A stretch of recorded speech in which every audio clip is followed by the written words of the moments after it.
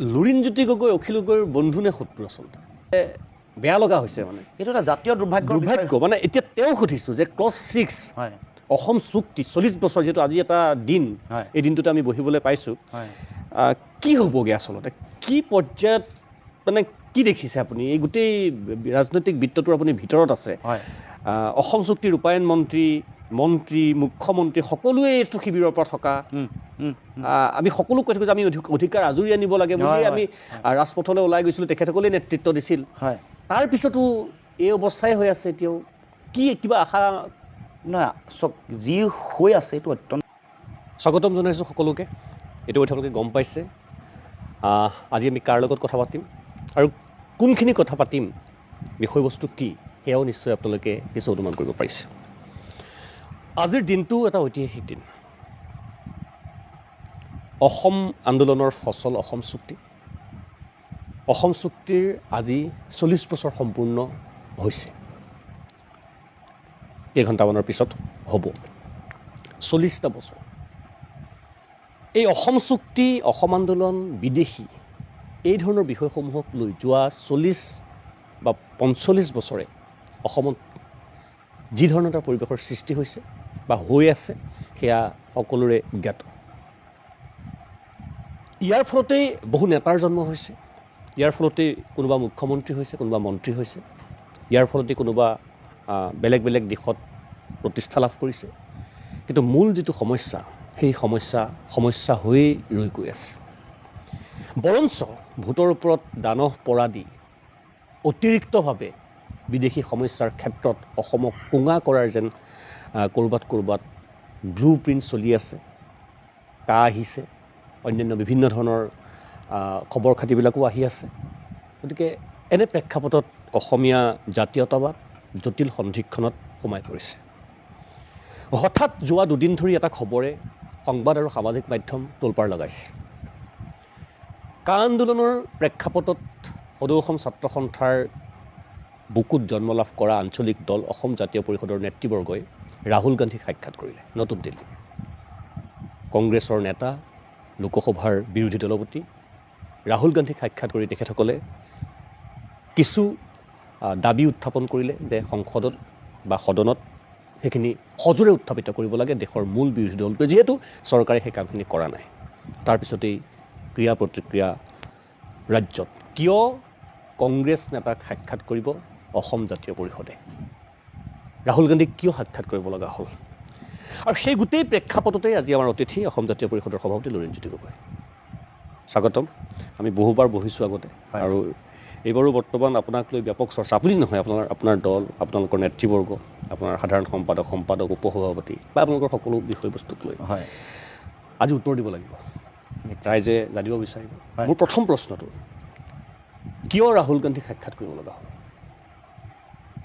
পোনপটীয়াকৈ ক'বলৈ গ'লে অসম চুক্তিকে ধৰি বিদেশী নাগৰিকৰ সমস্যা অসম চুক্তিৰ 6 নম্বৰ দফা কাৰ্যকৰী কৰা আধৰুৱা হৈ থকা ৰাষ্ট্ৰীয় নাগৰিকপঞ্জী উন্নীতকৰণৰ বিষয় আৰু সীমান্ত চিল কৰা এই সমগ্ৰ বিষয়বোৰক যিহেতু অতদিনে সমাধান সূত্ৰ উলিওৱা নাই চৰকাৰ সকলোৰে হৈছে কংগ্ৰেছ দীঘলীয়া সময় আছে বিজেপিও আছিল বাজপেয়ীৰ দিনত তৃতীয় মৰ্চাৰ চৰকাৰো হৈছে সকলো চৰকাৰ অসমতো বিভিন্ন ৰাজনৈতিক দলে চৰকাৰ কৰিছে কিন্তু এই সমস্যাটোৰ সমাধান আজিলৈকে হোৱা নাই আৰু এই যিটো ৰাজনৈতিক যিটো বিষয় এটা ৰাজনৈতিক সামাজিক বিষয় যিটোৰ ওপৰত যি বিষয়টোৱে অসমৰ সমাজ আমাৰ সংস্কৃতি আমাৰ সমাজৰ ভৱিষ্যত ভাষা মাটি ভেটি ৰাজনৈতিক ভৱিষ্যত সকলো কথাৰ ওপৰত ব্যাপক এটা প্ৰভাৱ পেলায় সেই বিষয়টো সমাধান হৈ নথকাটো মানে সমাধান আজিলৈকে সূত্ৰ উলিয়াব নোৱাৰাটো বা অসম চুক্তি স্বাক্ষৰিত হোৱাৰ পাছত এইখন কাৰ্যকৰী কৰিবৰ কাৰণে কোনো ধৰণৰ বিধিগত সাংবিধানিক ব্যৱস্থা নোলোৱাটো অত্যন্ত দুৰ্ভাগ্যজনক আমাৰ কাৰণে অতি মই ভাবোঁ যে জাতীয় জীৱনৰ কাৰণে অসমৰ সকলো থলগিৰি ভূমিপুত্ৰ খিলঞ্জীয়া মানুহৰ কাৰণে অত্যন্ত ভয়ংকৰ ভৱিষ্যতৰ এটা ইংগিত দিছে সেইকাৰণে এই মুহূৰ্তত আমি দেশৰ বিৰোধী দলপতিগৰাকীক লগ কৰিছোঁ আপুনি এইটো কথা কোৱাৰ লগে লগে প্ৰশ্ন কৰিব যে আগতেও কংগ্ৰেছে শাসন কৰিছে তেওঁলোকে এই কাম নকৰিলে কিয় এই প্ৰশ্ন আহিব সেই সময়তো আমি এই বিষয়বোৰ যেতিয়া আহিছিলে যেতিয়া 2005 চনৰ 5 মে'ত সদৌ অসম ছাত্ৰ সন্থাই ত্ৰিপাক্ষিক ত্ৰিপাক্ষিক বৈঠকত মনমোহন সিঙৰ ওচৰত যেতিয়া এই আলোচনাত অংশগ্ৰহণ কৰিছিলে, মই সাধাৰণ সম্পাদক হৈ থাকোঁতে গৃহমন্ত্ৰী পৰ্যায়ত যেতিয়া ৰাজনাথ সিং ডাঙৰীয়াৰ লগত আলোচনা হৈছিলে, গোটেই বিষয়বোৰ উত্থাপন কৰা হৈছিলে। তাৰ মাজত গৃহ বিভাগৰ সচিব এটা সময়ত জি.কে. পিল্লাইৰ লগতো সেই সম্পৰ্কত আলোচনা বিলোচনা কৰি আনকি সংৰক্ষণৰ মানে ৰাজনৈতিক যিটো ৰক্ষণাবেক্ষণ সাংবিধানিক ৰক্ষা কৱচৰ কথা আছিল, সেই সম্পৰ্কতো যথেষ্ট আগবাঢ়িছিল। আনকি কিমান শতাংশ হ'ব, সেই সময়ত আনকি বাজপেয়ী আদৱানীৰ চৰকাৰ আছিল, সেই সময়তো এই কথাবোৰ আহিছিল। আৰু গতিকে এই বিষয়বোৰ যিহেতু সমাধান হোৱা নাই বা বিভিন্ন চৰকাৰসমূহে বিষয়বোৰ যিধৰণে গুৰুত্ব দিব লাগে দিয়া নাই, তাৰ কাৰণে আমি এইবাৰ ৰাহুল গান্ধীক লগ কৰি কৈছোঁ যে আপোনাৰ পিতৃ যেতিয়া দেশৰ প্ৰধানমন্ত্ৰী আছিলে তেতিয়া চুক্তিত স্বাক্ষৰ হৈছিল। পিতৃত আপোনাৰ প্ৰধানমন্ত্ৰী হৈ থকাৰ অৱস্থাতে চুক্তিত স্বাক্ষৰ হোৱাৰ পিছত এবাৰ আলোচনা হৈছিল কেনেকৈ ৰূপৰেখা 86 চনত। তাৰ পাছত কংগ্ৰেছ চৰকাৰৰ দিনতে 2005 চনত আৰু আলোচনা হৈ এই বিষয়ত বিশেষকৈ ৰাষ্ট্ৰীয় নাগৰিকপঞ্জী উন্নীতকৰণৰ পাইলট প্ৰজেক্টৰ কাম বা আধাৰটো প্ৰস্তুত কৰিছিল। তাৰ পাছত উচ্চতম ন্যায়ালয়ে গোটেই বিষয়টো আগবঢ়ালে। গতিকে এতিয়া যিহেতু গোটেইবোৰ অসমাপ্ত নাই কৰা, কেৱল মাত্ৰ নিৰ্বাচনৰ আগত প্ৰতিশ্ৰুতি দিয়ে। বিজেপি দল এতিয়া শাসনত আছে, 11 বছৰ শাসন কৰিলে তেখেতসকলে। 11 বছৰ দিল্লীত চৰকাৰ, অসমত 9.5 বছৰ। এই সময়ত যিবোৰ তেওঁলোকে কথা কৈছিল এইবোৰ কাম যিহেতু নকৰিলে, বিদেশী টালি টোপোলা বান্ধি যাব লাগিব। ৰাষ্ট্ৰীয় নাগৰিকপঞ্জীখন তেওঁলোকে সংসদৰ মজিয়াতে কৈছিলে যে তেওঁলোকে আনে কৰিব নোৱাৰা কাম কৰিলে হয়, কিন্তু কাৰ্যকৰীকৰণ কিয় কৰা নাই? তাৰ পাছত 6 নম্বৰ দফা যেতিয়া কা জাপি দিলে, যেতিয়া কাৰ আমি সম্পূৰ্ণ বিৰোধিতা কৰিলোঁ, কা আনি যেতিয়া অসম চুক্তিৰ যিটো মূল দফা 5 নম্বৰটোক ডাইলিউট মানে একেবাৰে নাটছাট কৰিলে, তাৰমানে মূল আত্মাটো, তাৰ ওপৰত ভোট বিদেশী চিনাক্তকৰণ বহিষ্কৰণৰ কথা আছে, তাৰ ওপৰত ভিত্তি কৰি 6 নম্বৰ দফা দিয়াৰ কথা আছে। গতিকে সেইটোকে যেতিয়া তেওঁলোকে নাইকিয়া কৰি পেলালে, কাৰণ এই গোটেই কথা বতৰাবোৰ লোকসভাৰ মজিয়াত উত্থাপন হ'ব লাগে। কাৰণ এতিয়া আপোনালোক যিহেতু বিৰোধী দলত আছে বা বিৰোধী আপুনি দলপতি, আপোনাৰ পিতৃৰ উদ্যোগত সেইটো সময়ত চুক্তি স্বাক্ষৰ হৈছিল। গতিকে বিষয়বোৰৰ সমাধান লাগে। অন্ততঃ আমাৰ মানুহৰ ভৱিষ্যতটোতো অন্ততঃ ভাবি চাওক, ইয়াত যিসকল মানুহে হাজাৰ হাজাৰ বছৰ ধৰি যোনে ইয়াত বসবাস কৰি আছিলে, যিসকল ইয়াৰ মানুহ ভূমিপুত্ৰ বুলি যাক কোৱা হয়, তেওঁলোক আজি কিন্তু সংকটত আছে, শংকাত আছে।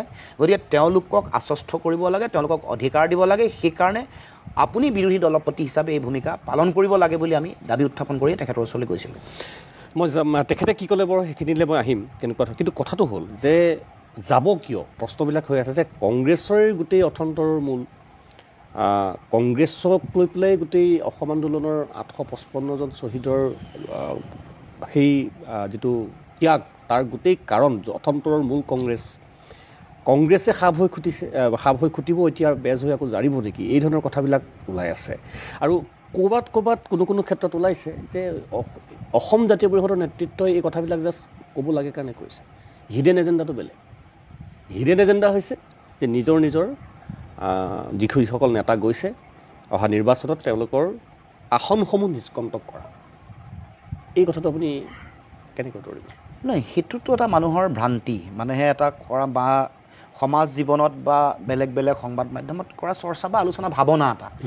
চাওক, প্ৰথম কথা আপুনি যিটো প্ৰশ্ন উত্থাপন কৰিছে, কংগ্ৰেছৰ দিনতেই ঐতিহাসিক অসম আন্দোলন হৈছিল। 855 জন মানুহ জীৱন দিব লগা হৈছিল। বহু গুলীবিদ্ধ হ'ল, ধৰ্ষিতা হ'ল, পংগু হ'ল।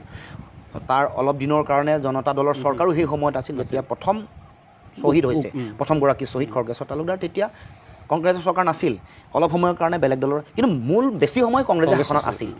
দেশত দুটা ৰাষ্ট্ৰ আছে, গণতান্ত্ৰিক দেশসমূহত চৰকাৰক বিষয়বোৰ উত্থাপন কৰিব লাগিব। আজি অসমৰ ৰাইজে কিয় ভোট দিছিলে বিজেপিক? কৈছিলে অসম চুক্তি আখৰে আখৰে পালন কৰা। দেশৰ প্ৰধানমন্ত্ৰীয়ে কৈছিলে 15-16 মে'ৰ পিছত বিদেশী টালি টোপোলা বান্ধি যাব লাগিব। কৈছিলে অসম চুক্তিৰ 6 নম্বৰ দফাৰ আধাৰত সাংবিধানিক সুৰক্ষা, সাংবিধানিক প্ৰশাসনীয় আৰু আইনী সুৰক্ষা অসমক দিব। এতিয়া এইবোৰ কথাৰ ওপৰত ভিত্তি কৰিয়েতো ভোট দিছিল। ভোট দিয়াৰ পিছত ৰাইজে আশা পালি আছিল যে দেশৰ প্ৰধানমন্ত্ৰী নৰেন্দ্ৰ মোদী অহাৰ লগে লগে বিদেশীৰ নাম চিনাক্তকৰণ কৰিব, ভোটাৰ তালিকাৰ পৰা নাম কৰ্তন কৰিব, বহিষ্কাৰ কৰিবৰ কাৰণে বাংলাদেশৰ লগত কথা পাতিব, 6 নম্বৰ দফা কাৰ্যকৰী কৰিব, সীমান্ত চিল কৰিব। আমাক কি বুলি কৈছিল যে সীমান্ত পানী নসৰকাৰ ধৰণে চিল কৰিব। তাৰমানে সীমান্তত অতদিনে ফ্ল'টিং বিঅ'পি হোৱা নাছিলে কংগ্ৰেছৰ দিনত, এতিয়া ফ্ল'টিং বিঅ'পিও দিব। তেওঁলোকে লেজাৰ গাইডেড টেকন'লজি, এটা প্ৰযুক্তিবিদ্যা ইজৰাইলৰ পৰা আনিছে, এইটো তেওঁলোকে তাত নতুনকৈ আৰম্ভ কৰিব বা ইণ্ট্ৰডিউচ কৰিব। আৰু অকল ভাৰত বাংলাদেশ সীমান্ত নিৰীক্ষণ কৰিবৰ কাৰণেই কৃত্ৰিম উপগ্ৰহ দিম বুলি দেশৰ গৃহমন্ত্ৰী ৰাজনাথ সিঙে কৈছিল, আৰু ৰাজনাথ সিঙে আনকি সীমান্ত চাইছিলে। গতিকে এই গোটেই কথাবোৰ যেতিয়া তেওঁলোকে নকৰাৰ কাৰণেই আজি আমি দেশৰ বিৰোধী দলপতিক আমি কথাবোৰ কৈছোঁ। গতিকে আমি আমি আমাৰ ফালৰ পৰা যিটো ডিপ্ল'মেচি বুলি কয় যিটো আমাৰ কৰিবলৈ আমাৰ জাতীয় দায়িত্ব যিটো আছে তেওঁলোকৰ লগত কথা পাতিব লাগিব, ক'ব লাগিব, সঁচা কথাটো ক'ব লাগিব, দেখুৱাই দিব লাগিব। সেইকাৰণে আমি তেওঁলোকৰ ওচৰলৈ গৈছোঁ একেবাৰে যুক্তি সহকাৰে গোটেই কথাবোৰ কৈ দিবৰ কাৰণে কেনেকুৱা ভয়াৱহতা। কাৰণ বিগত সময়ছোৱাত অকণমান কাম আগবাঢ়ি নহ'ল, জিকে পিল্লাৰ দিনতো হৈছিলে বা যেতিয়া মনমোহন সিঙৰ দিনত আলোচনা হৈছিলে তেতিয়াও বহুত আশা কৰিছিলে। ধুনীয়াকৈ ডাঙৰ ডাঙৰ বৰ সৰফেৰে এডভাৰটাইজমেণ্ট অসম চৰকাৰে যেতিয়া প্ৰকাশ কৰিছিলে, মানে এই গোটেই কথা বতৰাবোৰ আমি সেইকাৰণে এবাৰ পুনৰ কৈছোঁ ৰাষ্ট্ৰীয় প্ৰেক্ষাপটত সংসদৰ মজিয়াত কথাবোৰ মিছা কথাবোৰ, আমাক ঠগা কথাবোৰ, বিশ্বাসঘাতকতা প্ৰতাৰণা কৰা, দিম বুলি কৈ তেওঁলোকে নিদিয়া কথা বতৰাবোৰক দেশৰ বিৰোধী দলপতিগৰাকীয়ে শক্তিশালী, কাৰণ কোনোবাই নহয় কোনোবাই উত্থাপন কৰিব লাগিব। কিন্তু কৰিবনে? আমি চাওক, আমি আশাবাদী, আমি বিষয়বোৰ হেঁচা দিব পাৰোঁ, আমি ক'ব পাৰোঁ, আৰু ৰাজনৈতিকভাৱে যদি আমাৰ সেই সক্ষমতা আহে আমি যুঁজিব পাৰোঁ, তেতিয়া নিশ্চিতভাৱে আমি যুঁজিব পাৰিম। কিন্তু এতিয়া আমি আশা কাৰোবাক নহয় কাৰোবাক কৰিব লাগিব। যিহেতু বিজেপিয়ে নকৰিলে, গতিকে আমাৰ ৰাস্তা কি? আমি বিৰোধী দলপতিক সেইকাৰণে এই বিষয়বোৰ নেতৃত্ব ল'বলৈ আমি কৈছোঁ। আৰু আমি আশাবাদী যে কাৰণ আমাৰ অসমৰ ৰাইজৰ আশা আকাংক্ষাক যদি আমি অনুধাৱন কৰিব নোৱাৰোঁ ৰাজনৈতিক দলবোৰে, বিৰোধীয়ে, তেতিয়াহ'লে আমি আমাৰ অসমৰ জনগণৰ পৰা যিটো পাব লগা যিটো প্ৰাপ্য মৰম সেইটো পাবলৈ আমি সক্ষম নহওঁ। কাৰণ মৌলিক বিষয়বোৰ কৰিছোঁ, এতিয়া যিবোৰ ক'ৰ ইছ্যু আছিলে সেইবোৰ নাইকিয়া কৰি তেওঁলোকে কিছুমান সাম্প্ৰদায়িক এজেণ্ডাৰ বিষয়বস্তু বিয়পাই দিব কৈছে। দেশৰ যিটো ৰাজনৈতিক পৰিৱেশ য'ত মেৰুকৰণৰ কথা, ধ্ৰুৱীকৰণৰ কথা কয়, সেইটোৰ মাজত আমাক সীমাবদ্ধ ৰাখি আমাৰ মৌলিক সমস্যাসমূহক মানুহক মাজত ধুঁৱলি কুঁৱলি কৰি নাইকিয়া কৰি দিব খুজিছে। আন মৌলিক সমস্যাটো আছে, খোৱা বোৱা, ৰজি ৰুটিৰ কথা যিটো কথা আছে, বা চাকৰি বাকৰি বা সংস্থাপন বা নিবনুৱা আৰু মৌলিক বিষয়। কিন্তু তাৰ উপৰিও এইবোৰ ৰাজনৈতিক বিষয়, এইবোৰৰ লগত সামাজিক ৰাজনৈতিক ভৱিষ্যত জড়িত, এইবোৰৰ লগত আমাৰ ভাষিক, তাৰ লগে লগে আমাৰ গোটেই সমাজখনৰ মাটি ভেটিৰ প্ৰশ্ন জড়িত হৈ আছে। গতিকে অসম চুক্তিৰ 6 নম্বৰ দফা কাৰ্যকৰী কৰিবৰ কাৰণে যেনেকৈ এতিয়া দেশত ৰাহুল গান্ধী ডাঙৰীয়াই ভোট চুৰি কৰা ঘটনাবোৰ বা স্পেচিয়েল ইণ্টেনচিভ ৰিভিজনৰ কথা SIR, তাৰ সম্পৰ্কত যেনেকৈ সৰব ভূমিকা লৈছে, এইটোতো অসমৰ সংকটৰ কথা। এইবোৰো তেনেধৰণে যদি, কাৰণ চাওক বিৰোধীৰ ভূমিকা গণতান্ত্ৰিক ব্যৱস্থাত অনস্বীকাৰ্য। শক্তিশালীভাৱে যেতিয়া, কাৰণ আৰু এটা আমাৰ সুবিধা হ'ল যে বিৰোধী উপদলপতিগৰাকী অসমৰ। মই সেইটোৱে যাম, মই যিহেতু আগদিনাখনি আপুনি গৌৰৱ গগৈকো সাক্ষাৎ কৰিছে আপোনালোকে, তেওঁৰ লগতো এইখিনি বিষয় নে বেলেগ কিবা বিষয়? নাই, এইখিনিয়ে মূল বিষয়। চাওক, আমি বাকীৰ আপোনাৰ মানুহৰ যিটো মানে আলোচনাৰ বিষয়, ৰাজনৈতিক স্বাৰ্থ সুৰক্ষিত, মই বিধায়ক হোৱা, সেইবোৰ যদি আমাৰ জীৱনৰ ইমান আকাংক্ষা, মানে আমি যদি মৰি আছোঁ মানে সেইটো হ'বৰ কাৰণে, তেতিয়াহ'লে আমাৰ কাৰণে সুবিধাবাদী ৰাজনীতিৰ এটা বাট আছিলে। সেইটো আমি কেতিয়াও কৰিব খোজা নাই। এটা আদৰ্শ, এটা ধাৰাক লৈ যুঁজিব খুজিছোঁ, ৰাজনৈতিকভাৱে সমাধানৰ বাট বিচাৰিছোঁ, আৰু সেইকাৰণে তেওঁলোকৰ ওচৰলৈ গৈছোঁ। এতিয়া কথাটো এনেকুৱা, মই ঠিকে আছে, এইখিনি কথা আপুনি সেইদিনাখনি সংবাদ মাধ্যমৰ আগতো কৈছে, সংবাদমেল যোগেও কৈছে। কিন্তু দুজন যেতিয়া ৰাজনৈতিক ব্যক্তি একেলগ হয়, এইটো কোনেও বিশ্বাস নকৰিব যে তেওঁলোকে ৰাজনৈতিক কথা বতৰা একো নাপাতিব বুলি। 100% ন, মই একেবাৰে একমত যে আপোনালোকে মূল এই কথাখিনি আলোচনা কৰিছে। কিন্তু ৰাজনৈতিক কথা যিহেতু বিৰোধীৰ উমৈহতীয়া মঞ্চ এখন আছে, সেই মঞ্চখনৰ আপুনি বিশেষ দায়িত্বত আছে। যোৱা সময়ছোৱাত একেলগে আপোনালোকে নিৰ্বাচনত অৱতীৰ্ণ হৈছে, লোকসভা নিৰ্বাচনত আপুনি নিজে প্ৰাৰ্থী আছিল। কিন্তু এই গোটেই বিৰোধী ঐক্যমত কিবা কিবি এই প্ৰসংগসমূহৰ লগত কথা এবাৰো নোলালনে? নহয়, সেইবোৰ কথাটো ইতিমধ্যে মই ৰাজহুৱাভাৱে কৈছোঁ, ইতিমধ্যে কৈছোঁ। আৰু গৌৰৱ গগৈ ডাঙৰীয়া যেতিয়া সভাপতিৰ দায়িত্ব ল'লে, লোৱাৰ পাছতো যেতিয়া তেওঁক অভিনন্দন জনাইছোঁ অভাৰ টেলিফোন, তেতিয়াও ডে 1 কৈছোঁ যে ভৱিষ্যতে বিজেপিক অসমৰ মাটিৰ পৰা উৎখাত কৰিবলৈ হ'লে আমি ঐক্যবদ্ধ হ'ব লাগিব। দেশৰ যিটো ৰাজনৈতিক প্ৰেক্ষাপট সকলোৱে অনুধাৱন কৰিছে। আমাতকৈ বেছি তেখেতসকলৰ ৰাষ্ট্ৰীয় পৰ্যায়ত সংগঠন আছে, বা তেওঁলোকৰ যিসকলে মানে বিভিন্ন প্ৰফেচনেল ষ্ট্ৰেটেজি যিসকলে মেনেজমেণ্ট কৰে বা চোৱা চিতা কৰে, সেইসকল তেওঁলোকৰ বহুত মানুহ ভাৰতবৰ্ষৰ বিভিন্ন তাৰ পৰা তেওঁলোকে এই কথাটো নিশ্চয় বুজি পায়। গতিকে এতিয়া যিহেতু 40 বছৰ অসম চুক্তি সম্পাদনৰ 40 বছৰ হ'ব আজি নিশা, গতিকে এই মুহূৰ্তত আমাৰ এই জাতীয় প্ৰশ্নবোৰৰ আটাইতকৈ বেছি গুৰুত্ব আছে। আৰু সেইকাৰণে অকল আমি এইবাৰ এই যাত্ৰাটোত এই কথা বতৰাবোৰে সীমাবদ্ধ ৰাখিছোঁ। কাৰণ ঐক্যবদ্ধতাৰ কথা আহিলে বাকী দল সংগঠন, বাকী আন ৰাজনৈতিক দলবোৰৰ কথাও আছে, সকলোৰে লগত কৰাৰ কথা আছে। অসম বুলি আমি এটা বিৰোধী ঐক্যবদ্ধ হৈ আছোঁ, যিহেতু মানে উপ নিৰ্বাচনৰ পিছত কংগ্ৰেছ আমাৰ লগত নাথাকিলে। গতিকে আমি নিৰ্বাচনী কথা পাতিবলৈ গ'লে কথা পাতি যাম। লুকাই চুৰকৈ নিজৰ স্বাৰ্থ সিদ্ধি কৰিবলৈ কেতিয়াও কোনো কাৰণতে অসম জাতীয় পৰিষদে নাযায়। এইবাৰৰ যাত্ৰাৰ মূল লক্ষ্যটোৱেই হ'ল অসমৰ জাতীয় জীৱনৰ সুৰক্ষিত ভৱিষ্যতটো নিশ্চিত কৰিবৰ কাৰণে এটা আধাৰ প্ৰস্তুত কৰিব লাগে। এখন যুঁজখন আমি অসমত দি আছোঁ, দিল্লীলৈ সম্প্ৰসাৰণ হ'ব লাগিব। কোনোবাই নহয় কোনোবাই ক'ব লাগিব। আমি চেষ্টা কৰিছোঁ ক'বলৈ, বুজাবলৈ, দায়িত্ব সকলোৰে আছে। এইখন অসমটো দেশৰে অংগ। এইখন অসমৰ ইয়াত থকা পুৰণি মানুহখিনিৰ তেওঁলোকৰ সংকট আছেনে নাই? আছে। এইটো স্বীকাৰ কৰিব লাগিব। মই আৰু দুটামান ইয়াৰ আনুষংগিক কথা বতৰা আছে, আহিম। কিন্তু কথাটো হ'ল আপুনি যিটো সময়ত আপোনালোকে ৰাহুল গান্ধীক সাক্ষাৎ কৰিছিল, সেই সমসাময়িকভাৱে ইয়াত ৰাইজৰ দলৰ সভাপতি, শিৱসাগৰৰ বিধায়ক অখিল গগৈয়ে সংবাদমেলৰ সম্বোধন কৰিছিল বা সাংবাদিকক সম্বোধন কৰিছিল। আৰু তেখেতে দুটামান কথা কৈছিল। প্ৰথম কথা যে তেখেতে কনফিউজ, যে তেখেতে কিয় গৈছে নাজানো বুলি কৈছে, যে আপোনাৰ লগত কথা পাতিম বুলি কৈছে, যে মই লুৰিণ গগৈৰ লগত কথা পাতিব লাগিব, তাৰপিছতহে মই জনাব পাৰিম। সমান্তৰালভাৱে তেখেতে এইটোও কৈছে যে যেতিয়া লগ পাব নিশ্চয় মিত্ৰতাৰ কথা আহিবই, আৰু মিত্ৰতাৰ সজোৰে সেয়া উপস্থাপন হ'ব লাগে। কথাখিনি মানে অকণমান ধূসৰ। মই খোলাকৈ জানিব বিচাৰিছোঁ যে আপোনাৰ কৈছে যে আমাক কৈ যাব এটলিষ্ট পাৰিলেহেঁতেন, আমিও বহুত কিবাকিবি ক'লোহেঁতেন। একেবাৰে কিয় গোপনে শব্দটো ব্যৱহাৰ হ'ল, গোপনে গুচি গৈছে, এইটো কিয় হৈছে এই বস্তুটো? নহয়, এইটো একেবাৰে আমাৰ অসম জাতীয় পৰিষদ কেন্দ্ৰিক এটা গোটেই কথা, আমাৰ নিজৰ ইছ্যুবোৰ। আপুনি চাব যে যোৱাবাৰো আমি যেতিয়া মল্লিকাৰ্জুন খাৰ্গেক অসম জাতীয় পৰিষদে লগ কৰিছিলে, 14টা বিভিন্ন বিষয় আমি উত্থাপন কৰিছিলোঁ। এইটো আমি আমাৰ নিজৰ যিবোৰ জাতীয় এজেণ্ডা যিবোৰ আছে, যিবোৰত আমি অসম জাতীয় পৰিষদ এক্সিষ্ট কৰোঁ, আমাৰ আধাৰটো, আমাৰ দৰ্শন আৰু আদৰ্শ নিহিত হৈ থকা যিবোৰ বিষয়, জাতীয় প্ৰশ্ন, এইবোৰ আমি অকলে কৰাৰ আমাৰ অধিকাৰ নাই নেকি? এইটো এজ এ পাৰ্টি কৈছোঁ। যদি সামূহিক কথা, কিয় আমি লুকাই চুৰকৈ যাম? এইটো মই ভাবোঁ যে কোনেও বেয়া পোৱা, সন্দেহ কৰা প্ৰশ্নই থাকিব নোৱাৰে। মিত্ৰতা মানে কি? অসম জাতীয় পৰিষদ আৰু কংগ্ৰেছৰ মাজত মিত্ৰতাটোতে কথা শেষ নেকি? নহয়, আমিতো সকলো বুলি কৈছোঁ। আমি এটাই কৈছোঁ যে বিৰোধীৰ মিত্ৰতা লাগিব। এই গোটেই বিৰোধীৰ কথাটোত খালি AIDFক একাষৰীয়া কৰি ৰাখিছোঁ, কাৰণ তেওঁলোক বিজেপিৰ বি টিম। বাকীবোৰৰ ক্ষেত্ৰততো ময়ে এই পৃষ্ঠপোষকতা কৰি আছোঁ আৰম্ভণিৰ পৰা। আপুনি যদি চাব, কোনো ধৰণৰ নেতিবাচক কথা কৰা নাই, সদায় যোগাত্মক কথা কৈ আহিছোঁ। আৰু সকলোৱে কৈছোঁ যে আমি অকণমান ধৈৰ্য ধৰি মূল লক্ষ্য যিটো, মানে ঘূৰি থকা মাছটোৰ চকুত লক্ষ্য কৰি তীৰ মাৰিবলৈ আমি সকলোৱে ৰণকৌশলটো ঠিক কৰিব লাগিব। ঠিকে আছে বাৰু, কথাখিনি আপুনি কৈছে। কিন্তু লুৰিণজ্যোতি গগৈ অখিল গগৈৰ বন্ধু নে শত্ৰু আচলতে?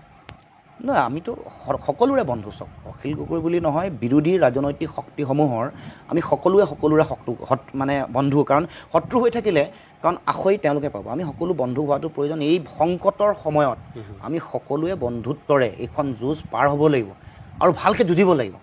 আৰু অখিল গগৈ ডাঙৰীয়া এনেও আমাতকৈ অগ্ৰজ, সামাজিক সংগ্ৰামৰ দিশৰ পৰা, বয়সৰ লেখেৰে, ৰাজনৈতিকভাৱে। গতিকে তেখেতে এই কথাটো কেতিয়াও সন্দেহো ব্যক্ত কৰিব নালাগে, খঙো খাব নালাগে, কোনো ধৰণৰ তেখেতে অসন্তুষ্ট হ'ব নালাগে। একেবাৰে সম্পূৰ্ণ আমাৰ দলীয় যিবোৰ বিষয় সেইবোৰক লৈ গৈছোঁ, আৰু সেইকাৰণে স্পষ্টকৈ কৈছোঁ।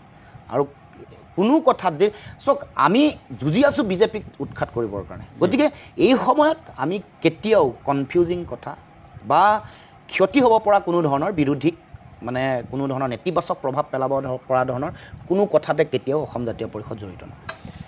এতিয়া এটা কথা আপোনাক মই সুধিব লাগিব যে কালিৰ দিনটোত হঠাৎ এটা নতুন এংগুল দেখা পোৱা গ'ল, যেতিয়া দীৰ্ঘ সময়ৰ পিছত এসময়ত আপোনাৰ অগ্ৰজ, মই ছাত্ৰ সন্থাৰ মজিয়াত আপোনাৰ জ্যেষ্ঠ ভাতৃ গুৰু বুলিও মই কোনো ক্ষেত্ৰত ক'ব বিচাৰিম, হঠাৎ আপোনাৰ বিৰুদ্ধে সৰব হ'ল। সেয়া হ'ল প্ৰাক্তন সাংসদ, মন্ত্ৰী তপন কুমাৰ গগৈ। তপন গগৈ ডাঙৰীয়াই এই কথাটো উল্লেখ কৰিছে যে আছু নেতা হিচাপে তেখেত লজ্জিত, প্ৰাক্তন আছু নেতা হিচাপে, যে এই কাম লুৰিণজ্যোতি গগৈ কৰিছে। তপন গগৈ দেই মানুহজন, হয়, আপোনাৰ প্ৰতিক্ৰিয়া আপুনি কৈছে আজি, হ'লেও মই জানিব বিচাৰিম। হয়, নহয়, মই নিজেও আচৰিত হৈছোঁ, কেনেকৈ তেখেত হঠাৎ মানে তেখেতৰ মাত ওলালে, হঠাৎ কেনেকৈ সাৰ পালে। এই সাৰ পোৱাবলৈ কোনোবাই জগাইছে নেকি? প্ৰকাণ্ড ঢোল বজাই, মানে কুম্ভকৰ্ণৰ নিদ্ৰা ভংগ কৰিবৰ কাৰণে কোনোবা ঢোলটো কোনে বজাইছে, সেইটোহে মই ভাবি আছোঁ। কাৰণ তেওঁ লজ্জিত কেতিয়া হ'ব লাগিছিলে?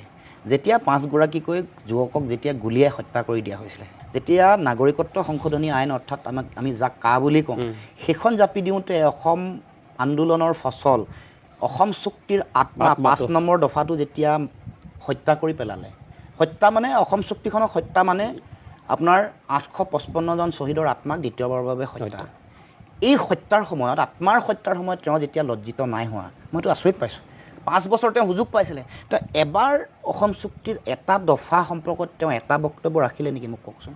তাত তেওঁ লজ্জিত হৈছেনে নাই মোৰ সেইটোৱে মৌলিক প্ৰশ্ন আমাৰ ৰাজনৈতিক স্বাৰ্থ আমি বেলেগৰ দৰে নিজৰ ব্যক্তিগত লালসা ব্যক্তিগত চিন্তালে কৰিলে আমি এনেকৈ সংগ্ৰামী ৰাজনীতি নকৰোঁ আদৰ্শ সলনি কৰা চৰিত্ৰ চিন্তা আমাৰ নাই আৰু সেই কামেৰে কাম কৰি আছোঁ আৰু সেই ধৰণে কাম আমি কৰি যাম আপোনাৰ কথাখিনি ঠিকে আছে কিন্তু মই আপোনাৰে এই সময়ছোৱাত য'ত দিনত এটা পুৰণা মন্তব্য খুব যিটো আমি কওঁ আজিকালি ভাইৰেল হৈ আছে আপুনি কৈছে যে জাতীয়তাবাদ কংগ্ৰেছ বা বিজেপিৰ বুকুচাত উঠি নহয় জাতীয়তাবাদৰ মৌলিক এটা সেইকাৰণে কোনো কাৰণতে আমি বুকুচাত উঠাই নাই কংগ্ৰেছৰ বুকুচাত উঠি আছে আপোনালোক সেইটো আপোনাক কোৱা কথা কাৰণ এতিয়া চোক আমি বিৰোধীৰ মূল বিষয়টো ভোট বিভাজন নহ'বৰ কাৰণে সহাৱস্থান আদৰ্শ দৰ্শনৰ বিৰোধিতা আমাৰ আছে সেইটো কথা আমি স্পষ্টভাৱে কৈছোঁ আৰু দেশৰ ৰাজনৈতিক প্ৰেক্ষাপট বা অসমৰ প্ৰেক্ষাপট চাই আমি দেখিছোঁ যে বিৰোধীয়ে আমি যদি আমাৰ অসম জাতীয় পৰিষদ বা জাতীয়তাবাদী দলসমূহ অকলশৰে একত্ৰিত হৈ নিৰ্বাচন খেলে এফালে কংগ্ৰেছ ব্লক এফালে জাতীয়তাবাদী ব্লক আৰু আনফালে বিজেপি তেতিয়াহ'লে লাভটো বিজেপিৰ হ'ব কাৰণ বিৰোধীৰ ভোটটো বিভাজন হ'ব আদৰ্শগত মিল কংগ্ৰেছৰ লগত নাই দাৰ্শনিক মিল কংগ্ৰেছৰ লগত নাই বিজেপিৰ লগত কোনো কাৰণত থাকিব নোৱাৰে কংগ্ৰেছৰ লগতো কোনো কাৰণত থাকিব নাই কিন্তু এই যুঁজখনত বিজেপিক পৰাভূত কৰাটো এটা গণতান্ত্ৰিক আৰু সাংবিধানিক দায়িত্ব বুলি আমি উপলব্ধি কৰোঁ সেইকাৰণে আমি সহাৱস্থান কৰিছোঁ আমি এই যিটো এনেকুৱা ধৰণৰ ঘটনা বহুত ঘটিছে যেতিয়া কংগ্ৰেছক উৎখাত কৰিব বিচাৰিছিলে তেতিয়া বিজেপিয়ে বাওঁপন্থীৰ লগত লগ লাগিছিল বহু সময়ত তৃতীয় মৰ্চাৰ চৰকাৰ কংগ্ৰেছৰ সহযোগিতা লৈছিল গতিকে এইবোৰ কিন্তু আদৰ্শ সেই বুলি পৰিহাৰ কৰা নাই ডি এম কে হৈ আছে বা আন যিবোৰ ৰাজনৈতিক শক্তি TMCয়ে নিজৰ যিটো আঞ্চলিক যিটো চৰিত্ৰ যদিও ৰাষ্ট্ৰীয় ৰাজনৈতিক দল বুলি কয় আঞ্চলিক চৰিত্ৰটো জীয়াই ৰাখিছে মাৰাঠীও ৰাখিছে শিৱসেনাও ৰাখিছে গতিকে কেতিয়াবা কাৰোবাৰ লগত মানে কি গগৈ ডাঙৰীয়া আপুনি একমত কিন্তু আপুনি যিকেইটা উদাহৰণ দিলে DMK শিৱসেনা TMC তাৰ সমান্তৰালভাৱে ঠিক আছে একদম মই একমত সম্পূৰ্ণৰূপে আপোনাৰ লগত কিন্তু অসমখনলৈ যদি চাওঁ অসমৰ যিটো আঞ্চলিক শক্তি মই যিখিনি আছে আৰু অন্যান্য বৰ পুতৌ জন্মে মানে চালে খুব সেইটোতো আমাৰ সেইকাৰণে সুধিছোঁ যে অসম যে অসম জাতীয় পৰিষদো অসমৰ যে হয় অসমৰ আঞ্চলিক নেতাসকলৰ যিখিনি তেখেতসকলক যদি আমি অধ্যয়ন কৰোঁ গোটেই ইতিহাসটো যদি আমি চাওঁ অসম গণ পৰিষদৰ কথাই কৈছোঁ মই মূলতঃ মই কেতিয়াও অস্বীকাৰ নকৰোঁ আপোনাৰ কথাটো একেবাৰে শুদ্ধ আৰু সত্য প্ৰফুল্ল মহন্ত ভিগু ফুকনক অসমৰ ৰাইজে ভগৱানৰ দ্বিতীয় অৱতাৰ ধৰণে ব্যৱহাৰ কৰিছিল মহাপুৰুষৰ দৰে তেওঁলোকে অসমখনক এটা নতুন এটা নৱজাগৰণ আনিব নতুন চিন্তাৰে সমাজ গঢ়িব পৰৱৰ্তী দিনসমূহতো তেওঁলোক যোৱাৰ পিছতো এই দলটোৱে কিবা এটা কৰিব আশাৰে বাট চাই আছে 10 বছৰ কম সময় নহয় সৰ্বানন্দ সোণোৱাল ক'ৰ মানুহ আছিলে জাতীয়তাবাদী আদৰ্শৰ মানুহ যেতিয়া সৰ্বানন্দ সোণোৱালেও গৈ যেতিয়া বিজেপিৰ লগত এই ধৰণৰ কাম বা আদৰ্শৰ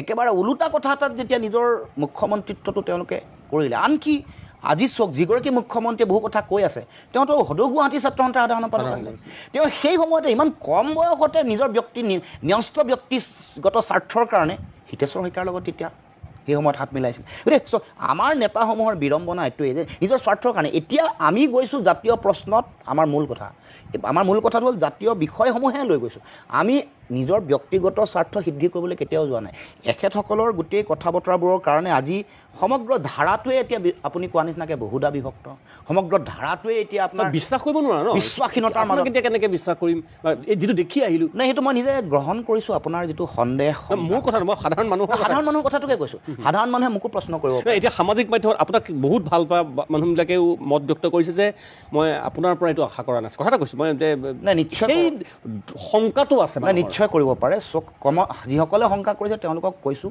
যে আদৰ্শ জলাঞ্জলি দি নিজৰ ব্যক্তিগত স্বাৰ্থ বা ক্ষমতাৰ লালসাত লুৰিণজ্যোতি গগৈয়ে বিৰোধী দলপতিক লগ কৰা নাই জাতীয় বিষয়ক লৈ গৈছোঁ উত্থাপন কৰিবলৈ কৈছোঁ আমি চাম কৰে নে নকৰে আমি চাম মই কি কৰিব পাৰোঁ মইতো তেওঁক গৈ জোৰ কৰি আহিব নোৱাৰোঁ যে ক'বই লাগিব গৌৰৱ গগৈ ডাঙৰীয়া ক'বই লাগিব ৰাহুল গগৈ ডাঙৰীয়া ৰাহুল গান্ধী ডাঙৰীয়া গতিকে মই আহ্বান জনাব পাৰোঁ অনুৰোধ কৰিব পাৰোঁ বিষয়বোৰ পুংখানুপুংখভাৱে দেখুৱাই দিছোঁ যুক্তি হ'ল আমাৰ কমল নয়ন চৌধুৰী কৈছে লিগেল গোটেই কথাখিনি ন্যায়িক গোটেই কথাখিনি তেওঁ কিয় এইটো কথা আমাক কৈছে যে চিনাক্তকৰণ বহিষ্কৰণ আৰু ভোটাৰ তালিকাৰ পৰা নাম কৰ্তনৰ যিটো প্ৰক্ৰিয়া এইটো ন্যায়িকভাৱে জটিল আৰু দীঘলীয়া প্ৰক্ৰিয়া এটা ট্ৰিবিউনেললৈ যাব নাম কটা গ'লে তাৰপিছত কেছ হ'ব কিন্তু সেইটো চলি থাকিব আপোনালোকৰ সেইটোৰ কাৰণে ক্লজ 6টো ৰখাই থ'ব নালাগে নহয় ইয়াত যিসকল মানুহ আছে যিসকলে 51 চনলৈকে থকা মানুহখিনি যিখিনি শংকা আছে যে 71 চনলৈকে বিদেশী দিলোঁ কাৰণে আমাৰ ভয়াৱহতা নামি আহিছে তেওঁলোকক নাগৰিকত্ব দিলোঁ কাৰণে। গতিকে 51 চনলৈকে থকা মানুহখিনিৰ ভৱিষ্যত সুৰক্ষিত কৰিবৰ কাৰণে, কাৰণ যাৰ যিটো ভিত্তিবৰ্ষৰ আধাৰত আমাক সাংবিধানিক ৰক্ষা কৰিব দিছে, অসমীয়াৰ সংজ্ঞাও 51 ওপৰত ভিত্তি কৰি দিছে। গতিকে সেইটোক আপোনালোকে দিয়কচোন, সেইটোক প্ৰথমতে দি আমাক সুৰক্ষিত কৰি লওক। আমাকতো অন্ততঃ জীয়াই থাকিবৰ কাৰণে কাৰণ মোৰ মাতৃভেটিকৰণ কাইলৈ পৰহিলে ত্ৰিপুৰা ভাবেনে এয়া হ'ব বুলি সম্ভৱ? নাই, আমি নিশ্চয় মই কংগ্ৰেছ পাৰ্টিৰ কথা কোৱা নাই, চৰকাৰখনে কৰিব আশাবাদী, আমি বিচাৰোঁ। এইখন চৰকাৰেতো কৰাই নাই, বিজেপি চৰকাৰেতো চাওক 11 বছৰ গ'ল, নহ'লে 11 বছৰত দেশৰ প্ৰধানমন্ত্ৰীয়ে সদৌ অসম ছাত্ৰ সন্থাৰ লগত এই বিষয়টো পাতিবলৈ, প্ৰধানমন্ত্ৰীৰ স্তৰত আলোচনা কৰিবলৈ এদিনো সময় উলিয়াব। মই আপোনাক এইটো কাৰণেই কৈছোঁ কথাটো, সেই উচ্চস্তৰীয় সমিতিখনৰ আপুনি সদস্য আছে? মই নিজে আছিলোঁ। হয়, আপোনাৰ তাত চহী আছে, স্বাক্ষৰ আছে। আহি পেলাই আপুনি ৰাজনৈতিক দল আৰম্ভ কৰি পেলাইও এতিয়া এই 10 বছৰ প্ৰায় 10 বছৰ মানে 5 বছৰ সম্পূৰ্ণ হ'ল, বা সেই পৰিক্ৰমাটো তেতিয়াৰে কথা। তাৰপিছতো আমি যিমানবাৰ কথা পাতিছোঁ আপোনাৰ লগত, মই সদৌ অসম ছাত্ৰ সন্থাত মজিয়াত থকাৰ পৰা এতিয়ালৈকে যিমানবাৰ কথা পাতিছোঁ, এই প্ৰশ্নটো আছেই, আহেই, কি হ'ব অসম চুক্তিখনৰ? আজি 40 বছৰ হয়, চুক্তি স্বাক্ষৰ হোৱা 40টা বছৰ। আজি মই আচলতে সঁচা কথা ক'বলৈ গ'লে আন্তৰিকতাৰে কৈছোঁ, আৰু আমিও জাতীয়তাবাদী চিন্তাধাৰাৰে উদ্বুদ্ধ, সেই কথাখিনি পাতিবলৈ বেয়া লগা হৈছে। মানে এইটো এটা জাতীয় দুৰ্ভাগ্য। মানে এতিয়া তেওঁ সুধিছোঁ যে ক্লজ 6 অসম চুক্তি 40 বছৰ, যিহেতু আজি এটা দিন, এই দিনটোতে আমি বহিবলৈ পাইছোঁ, কি হ'বগৈ আচলতে? কি পৰ্যায়ত, মানে কি দেখিছে আপুনি? এই গোটেই ৰাজনৈতিক বৃত্তটোৰ আপুনি ভিতৰত আছে। অসম চুক্তি ৰূপায়ণ মন্ত্ৰী, মুখ্যমন্ত্ৰী সকলোৱে এইটো শিবিৰৰ পৰা থকা, আমি সকলো কৈ থাকোঁ যে আমি অধিকাৰ আজৰি আনিব লাগে বুলি আমি ৰাজপথলৈ ওলাই গৈছিলোঁ, তেখেতসকলেই নেতৃত্ব দিছিল। তাৰপিছতো এই অৱস্থাই হৈ আছে এতিয়াও। কি কিবা আশা? নহয়, চব যি হৈ আছে এইটো অত্যন্ত দুৰ্ভাগ্যজনক, আৰু মই নিজে আশাবাদী, কাৰণ সেইটো আমি গোটেই সমস্যাটোৰ সমাধানৰ বাটটো কিন্তু মানে আমাক সুৰক্ষা, আমাক ৰাজনৈতিক যিটো সুৰক্ষা বাটটো কিন্তু 6 নম্বৰ দফাতে আছে। মই ভাবোঁ যে মানে অসম চুক্তি বিদেশী নাগৰিকৰ বিষয়টো ৰাজনৈতিক দলসমূহৰ নিৰ্বাচনী বৈতৰণি পাৰ হোৱাৰ অৱলম্বন বা বিষয় হ'ব নালাগে। ইয়াৰ বাস্তৱ যিটো কথা, বাস্তৱিক ভয়াৱহতাটো আপুনি মই সকলোৱে দেখিছোঁ। মই যিবোৰ কথা কৈ আছোঁ এইবোৰ কথাটো মিছা নহয়, সঁচা কথা কৈ আছোঁ। গতিকে মই আশাবাদী যে আগন্তুক দিনসমূহত এই বিষয়সমূহ সমাধান সূত্ৰ ওলাব। বিজেপি দলটোৱে কিন্তু এই ক্ষেত্ৰত যোৱা 10 বছৰৰ অপেক্ষা, এতিয়া যোৱাকালি প্ৰশ্ন আহিছে যে চৰকাৰকহে ক'ব লাগিছিলে, তোমালোকে নিজেই কৈ আছিলা, কাম নকৰিলা, প্ৰতিশ্ৰুতি দিছা, 2019 চনত কি কৰিছে, 2014 চনত কি কৈছে, সংসদৰ মজিয়াত কি কৈছে, সকলো কথা আপোনালোকৰ আগত জল পটপটকৈ আছে। কোৱাৰ পিছত যদি কাম তোমালোকে নকৰা, চৰকাৰখনে যদি এই কাম নকৰে, তেতিয়াহ'লে নিশ্চিতভাৱে আমি বেলেগৰ ক'ব লাগিব, বিষয়বোৰ উত্থাপন কৰিবলৈ ক'ব লাগিব, আৰু আমিও লাগিব যুঁজিব লাগিব।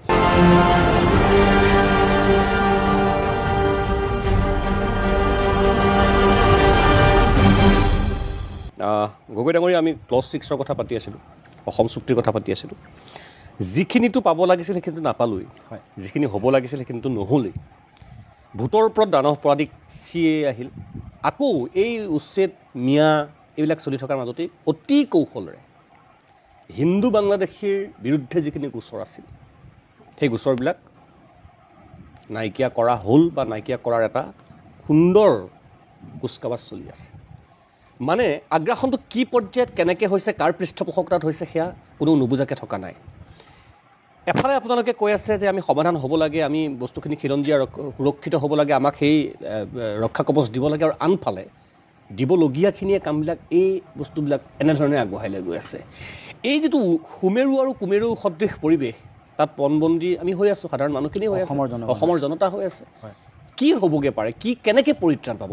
শাসক পক্ষৰ স্থিতি সেয়াহে। ৰাহুল গান্ধীয়ে সংসদত উত্থাপন কিমান কৰক, আপোনালোকে যিমান হুলস্থুল নকৰক কিয়, তেখেতসকলৰ কিন্তু মানসিকতা সেই পৰ্যায়ত হিন্দু বাংলাদেশী।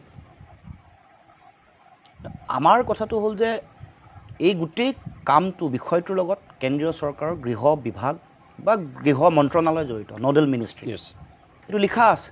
গতিকে গোটেই বিষয়টো কেন্দ্ৰীয় চৰকাৰৰ যদি সদিচ্ছা নাথাকে, পলিটিকেল উইল যদি নাথাকে, এই বিষয়টোক লৈ সদায় ৰাজনীতি চলি থাকিব, ৰাজনীতি কৰি থাকিব।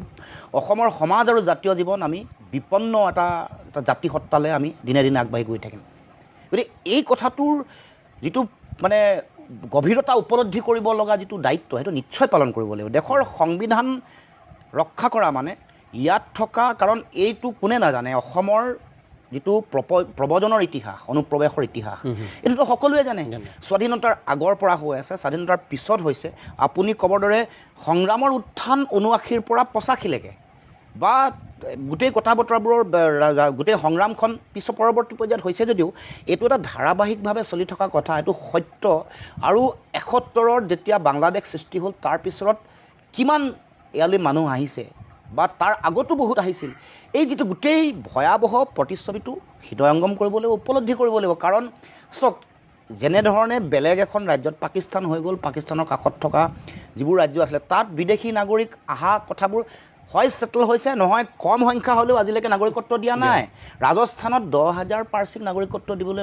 ৰাজস্থানৰ মানুহ ৰেডি নহয় আমিতো অসমে এনেকুৱা এটা অৱস্থা হৈ গ'ল যে আমি এতিয়া আপুনি যিটো কথা ক'লে যে ৭১ চনৰ ২৫ মাৰ্চৰ পিছৰ পৰা ২০১৪ চনৰ ৩১ ডিচেম্বৰ এই ৪৩ বছৰ সময়ত এইখিনি যিসকল আহিলে তেওঁলোকক ল'বলৈ তেওঁলোকে কাখন জাপি দিয়া হৈছে এতিয়া অতি কৌশলেৰে আপুনি কোৱাৰ দৰে গোচৰবোৰ ৫৯,৫০০ গোচৰ তেওঁলোকে নাইকিয়া কৰিব বিচাৰিছে তাৰমানে তেওঁলোকে কি কৰি আছে আচলতে সেইটোৱে সেই বস্তুটোৱে মানে কি মানে চাওক মই ইয়াত আমি ইয়াৰ ভূমিপুত্ৰ আমি শ বছৰ ধৰি ইয়াত আছোঁ ইয়াত এখন জাতি সত্তা এটা আছিলে তো যিসকলৰ কথা কৈ তেওঁলোকে গৌৰৱ কৰে সেই স্বাভিমান ধৰি থকা জাতি সত্তাটোৱে আমিবোৰ অসমীয়া মানুহ লাচিত বৰফুকনৰ কথা তেওঁলোকে কয় লাচিত বৰফুকনৰ দিৱস দিল্লীত পতাৰ অৰ্থ তেতিয়াহে থাকিব যেতিয়া অসম চুক্তি ৬ নম্বৰ দফা দিব যি স্বাভিমানৰ কথা কৈ থকা হৈছে যদিও এতিয়া NCERT কিতাপত অসম বুৰঞ্জী ভুলকৈ লিখা হৈছে যাৰ বিৰুদ্ধে প্ৰতিবাদ হৈছে ছাত্ৰ ছাত্ৰীও কৰিছে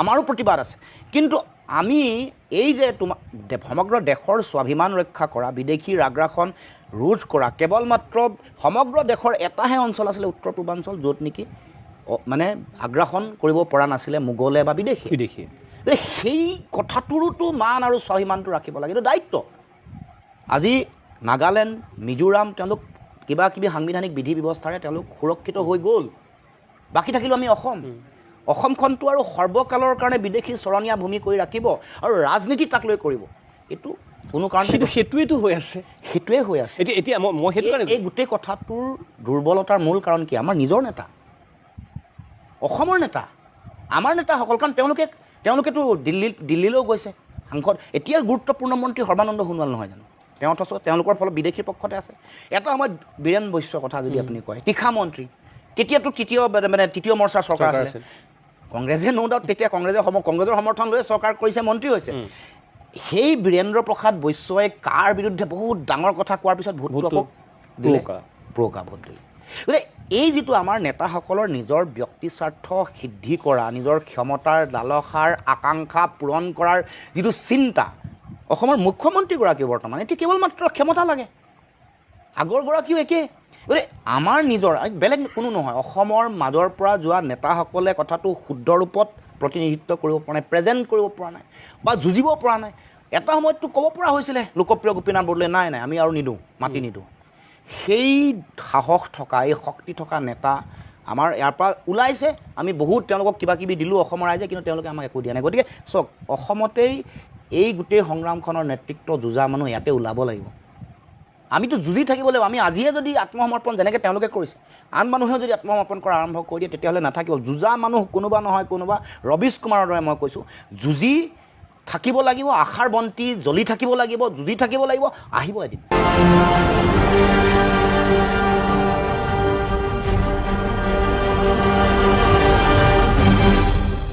আপুনি যিহেতু বিৰোধী শক্তি এটা ৰাজনৈতিক শক্তি এই গোটেই বিষয়টো ৰাইজৰ মাজলৈ লৈ যোৱাত বিৰোধী বিফল হৈছে কাৰণ মই এইটো কথা সুধিব বিচাৰিছোঁ উজনি অসমৰ বৰ্তমানৰ প্ৰেক্ষাপটটো পৰিৱেশটোতো আপুনি নিশ্চয় জ্ঞাত আপোনাৰ মিয়া খেদা কি অৱস্থাত পাইছেগৈ যে ঘৰে ঘৰে মিয়া বিচাৰিলে মানে বিদেশী খেদিব লাগে এনেকুৱা এটা নেৰেটিভ হৈছে আৰু বিদেশী মানে মিয়া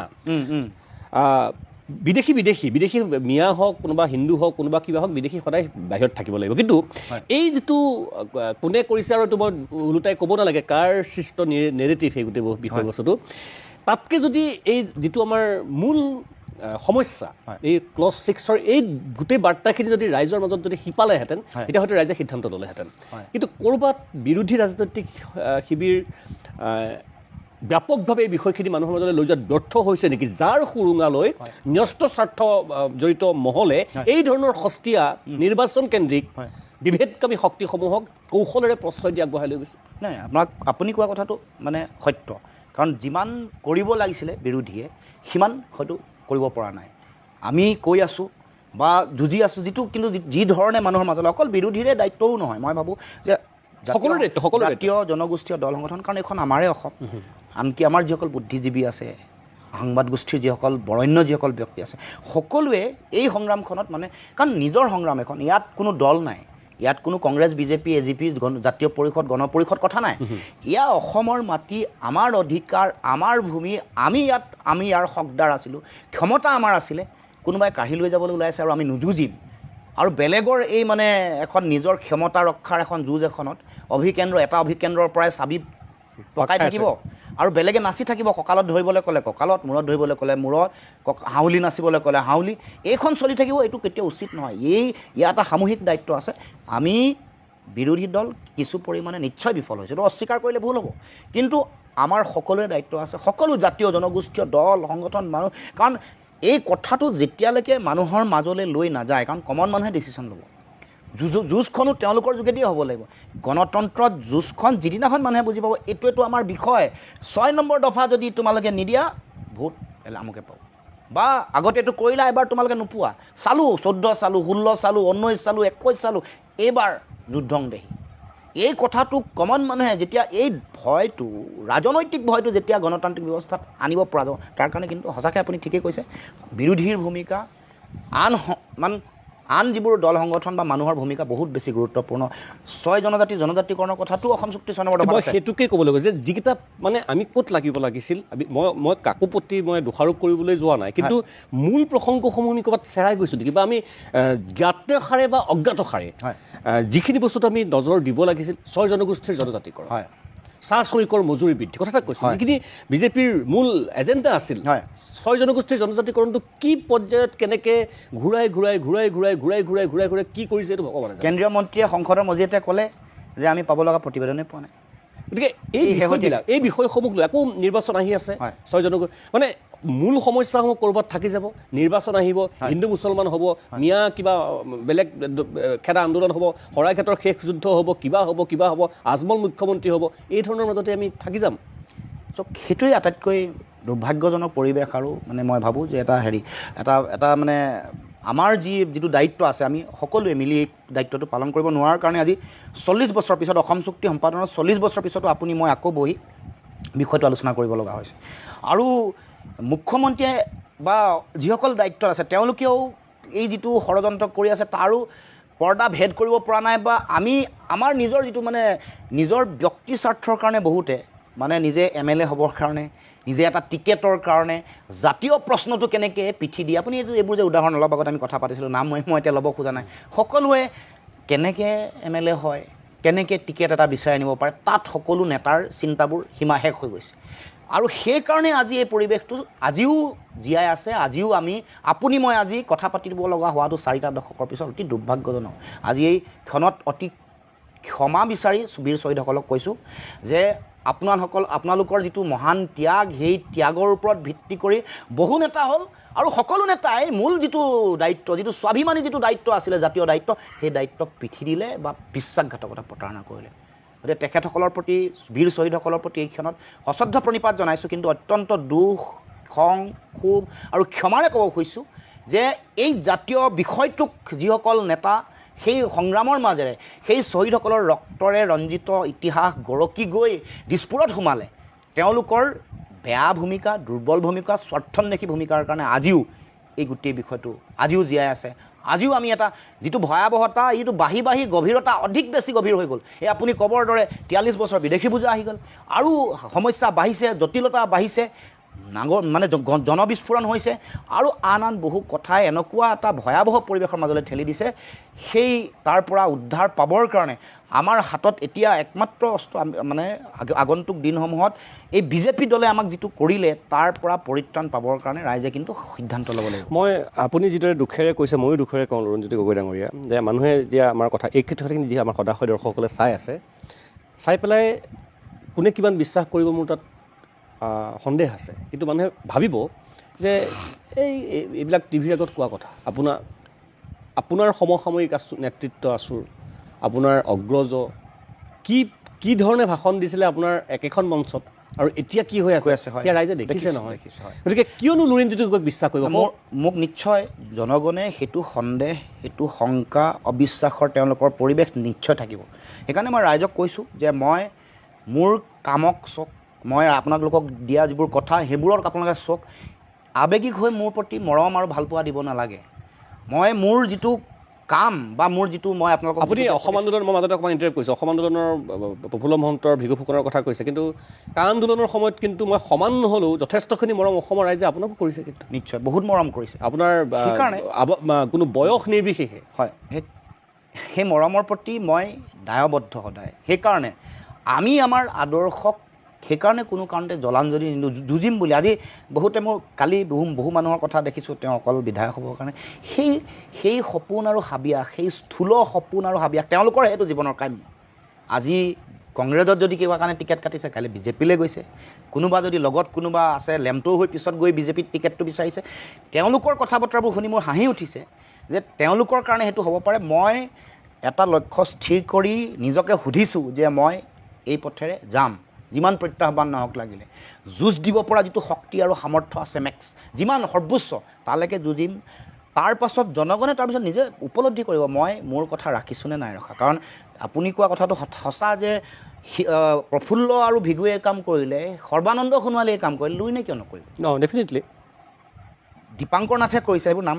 ক'ব খোজা নাছিলোঁ মই আপোনাৰ আগৰ গোটেইখিনি কথা কৈছোঁ সবুজ ভট্টাচাৰ্য ডাঙৰীয়া মাত্ৰ আছো থাকিল বাকী চব যিমান আছে যিসকল পৃথিৱীত আছে যিমান বুলি ক'লেও ভুল হ'ব চবকে কিছু মানুহো এতিয়াও মই সভাপতি সম্পাদক দুজনৰ কথা কৈ আছোঁ একো নকৰিলেও অন্তত নিজৰ আছে বহুত আছে এতিয়াও আছে মই মাত্ৰ কৈ আছোঁ সভাপতি সম্পাদক দুজন বাকীখিনি যথেষ্ট হয় গতিকে মই ভাবোঁ যে আমাৰ মূলধনটো জাতীয়তাবাদী আদৰ্শটো আৰু চেতনাটোৰ মূলধন সেই মানুহখিনিয়ে যি আজিলৈকে নিজৰ স্থিতিৰ পৰা অকণমান ইফাল সিফাল হোৱা নাই যি যুঁজাৰ মনটো আজিও আছে কেৱল মাত্ৰ নেতৃত্বৰ বিশ্বাসহীনতাৰ কাৰণে তেওঁলোক আহি সেই মিছিলটোত এই শোভাযাত্ৰাত চামিল হোৱা নাই তেওঁলোকক উজ্জীৱিত কৰিব লাগিব বিশ্বাস জন্মাব লাগিব তাৰ কাৰণে সময় লাগিব আৰু কাম চাইহে মানুহে সিদ্ধান্ত ল'ব মোৰ আজি এই কথাত বিশ্বাস কৰিবলৈও মানুহক কোৱা নাই মই তেওঁলোকক মোক অবজাৰ্ভ কৰিবৰ কাৰণে মোক চোক আৰু মোৰ পৰিক্ৰমাটো মই যিদিনাখন আহিলোঁ কৰিলোঁ আছুত কোৱা কথা বতৰা তাৰপিছত দল জন্ম দিলোঁ যুঁজিলোঁ হাৰিলোঁ তাৰপিছত আজিৰ দিনটোলৈকে কৰি থকা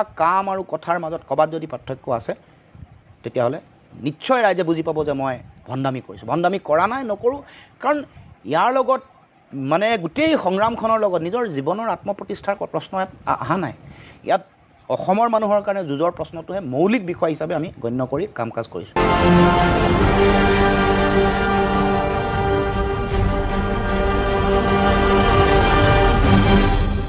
এতিয়া মই আপোনাৰ দলীয় এটা কথা প্ৰসংগলৈ আহিব বিচাৰিছোঁ ধৰক অসম জাতীয় পৰিষদ যেতিয়া জন্ম হ'ল তাৰপিছত এতিয়া মই বাকীবিলাক কথালৈ নাযাওঁ আজিৰ প্ৰেক্ষাপটত দেখা পোৱা যায় আপোনালোকৰ দলটোত এনেকুৱা কিছুমান ব্যক্তি আছে যাক আমি ভেটাৰ্ণ বুলি ক'ব পাৰোঁ ধৰক আইনজ্ঞ ক'লোৱেই আপোনালোকৰ উপসভাপতি কমল নয়ন চৌধুৰী তেখেতৰ জনাৰ তাত আৰু মাত মতাৰ কাৰো ধৃষ্টতা কাৰো নাই ঠিক তেনেদৰে আপোনালোকৰ দলত শিক্ষাবিদ অৱসৰপ্ৰাপ্ত প্ৰশাসনিক বিষয়া অৱসৰপ্ৰাপ্ত আৰক্ষী বিষয়া যথেষ্ট ভাল কাম কৰি অহা বা উচ্চ পৰ্যায়ৰ বিভিন্ন ধৰণৰ চাকৰিয়াল চন্দ্ৰকান্ত দাস যিকোনো মই নাম কাৰো ল'ব পৰা নাই বা ল'লে দীঘলীয়া হ'ব কিন্তু প্ৰসংগটো হ'ল যে সেই মানুহখিনিক আমি ৰাজনৈতিকভাৱে সক্ৰিয় ৰূপত নাপাওঁ মই এইটো কথা কোৱা নাই যে তেখেতসকল সদায় ৰাজপথলৈ আহিব লাগিব মই সেইটো কথা কোৱা নাই কিন্তু তেখেতসকলৰ যিটো ভূমিকা হ'ব মানে যিটো মই তেখেতসকল হয়তো থিংক টেংক বা বিভিন্ন ধৰণৰ আৰু কিছুমানৰ বয়সো নকয় যে সদায় আহি পেলাই আন্দোলন কৰিব বা সংবাদমেলত কিন্তু তেখেতসকলৰ ভিজিবিলিটিয়ে ৰাইজৰ মনত কিন্তু প্ৰত্যয় জন্মায় টু চাম এক্সটেণ্ট মই সেইটোহে ক'ব বিচাৰিছোঁ যে সেই ক্ষেত্ৰত অকণমান আপোনালোক সাংগঠনিকভাৱে কিছুমান কাম কৰিব লগা নাইনে নিশ্চয় আছে নিশ্চয় আপুনি একেবাৰে খুব গুৰুত্বপূৰ্ণ বিষয় এটাই মানে উত্থাপন কৰিছে কাৰণ প্ৰথম কথাটো হ'ল তেখেতসকলক আমি আৰু অকণমান তেখেতসকলৰ অভিজ্ঞতা তেখেতসকলৰ জ্ঞান আৰু মাৰ্গদৰ্শনটো আৰু বেছি ল'ব লাগিব তাৰ লগে লগে আপুনি যিটো ৰাজহুৱাভাৱে তেওঁলোকক আমি ভিজিবল কৰি ৰাখিব লাগিব সেয়াত অকণমান দুৰ্বলতা নিশ্চয় দলৰ ক'ৰবাত হয়তো থাকি যাব পাৰে। সেইবোৰ আপুনি কোৱাৰ পাছত বা আপুনি এতিয়া কোৱাৰ লগে লগে আমিও আত্মবিশ্লেষণ কৰিছোঁ বহুত দলৰ মজিয়াতে। কিন্তু বহু ক্ষেত্ৰত এতিয়া ধৰক মাটিৰ বিষয়বোৰ শেহতীয়াকৈ গোটেই কথাখন যিখন ভূমি শাসন আয়োগ বনোৱা গোটেই বিষয়টো তাৰ লগত অন্তৰ্নিহিত কথা আৰু কাৰিকৰীগত কথা আইনৰ লগত জড়িত কথা গোটেই কথাবোৰ চন্দ্ৰকান্ত দাস ডাঙৰীয়াই আমাক যথেষ্ট মাৰ্গদৰ্শন দেখুৱাইছে আৰু যাৰ কাৰণে এখন পেপাৰত পূৰা সম্পূৰ্ণ তেওঁলোকে এডভাৰটাইজমেণ্ট দিব লগা হৈছে অসম জাতীয় পৰিষদে কৰা অভিযোগ মৰ্মে আমি এইবোৰ তাৰমানে মই এইটো কেতিয়াও অস্বীকাৰ নাই কৰা যে আৰু তেখেতসকলৰ পৰা আমি ল'ব লাগিব তেওঁলোকৰ জ্ঞান বা তেখেতসকলৰ যিটো অভিজ্ঞতা। তাৰপিছত এতিয়া যোৱা দুদিন আগত আমি দিল্লীত মই আপোনাক এইটো কাৰণেই কৈছোঁ কথাটো মই এড কৰিছোঁ যে সেই মানুহখিনিয়ে যদি তথাকথিত ৰাজনীতি কৰিব লাগিলহেঁতেন তেখেতসকলে তেতিয়াহ'লে বেলেগ শাসক পক্ষত ৰাজনীতি কংগ্ৰেছলৈ গুচি গ'ল আৰু তেখেতসকলৰ যদি ৰাজনীতিটো কেৰিয়াৰ হ'লহেঁতেন তেখেতসকলে চাকৰি বাদ দি ৰাজনীতি কৰিলেহেঁতেন। অৱসৰৰ পিছত তেখেতসকল আহিছে কিবা এটা আইডিঅ'লজি লৈ আহিছে। হয় ঠিকে কৈছে হয়নে? হয়। সেইকাৰণে মই কৈছোঁ যে এতিয়া এইসকল মানুহৰ আশাটো অলপ হ'লেও বাকী আছে এই ধাৰাটোৰ লগত অসম জাতীয় পৰিষদৰ লগত। সেইকাৰণে কমল নয়ন চৌধুৰী, সেইকাৰণে চন্দ্ৰকান্ত দাস, সেইকাৰণে ধৰ্মেশ্বৰ কলিতা, সেইকাৰণে শামছেৰ সিং, সেইকাৰণে বিশ্ববিদ্যালয়ৰ অধ্যাপক, সেইকাৰণে জয়মিনী ভাগৱতী অন্ততঃ আমাৰ ওপৰত আস্থাটো ৰাখিছে কাৰণে। কিন্তু আপুনি কোৱা কথাটো কাৰিকৰীগতভাৱে তেওঁলোকক আৰু আগবঢ়াই দিব লাগে, আৰু ভিজিবিলিটি লাগে, আৰু তেওঁলোকৰ যিটো এক্সপাৰ্টি আছে বা তেওঁলোকৰ যিটো অভিজ্ঞতা বা প্ৰজ্ঞা বা জ্ঞান সেইখিনি আমি আৰু অকণমান তেখেতসকলৰ পৰা ল'ব লাগে। সেইটো নিশ্চয় আমি চেষ্টা কৰিম, এইটো আমাৰ দায়িত্ব আছে।